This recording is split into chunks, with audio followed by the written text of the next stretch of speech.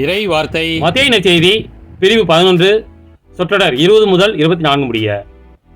இயேசு வல்ல செயல்கள் பல நிகழ்த்திய நகரங்கள் மனம் மாறவில்லை. எனவே அவர் அவற்றை கண்டிக்கத் தொடங்கினார். கொரேசின் நகரே, ஐயோ உனக்கு கேடு!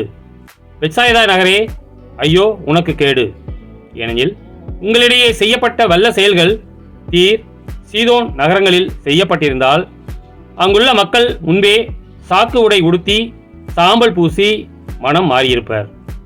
தீர்ப்பு நாளில் தீருக்கும் சீதோனுக்கும் கிடைக்கும் தண்டனையை விட உங்களுக்கு கிடைக்கும் தண்டனை கடினமாகவே இருக்கும் என நான் உங்களுக்கு சொல்கிறேன்.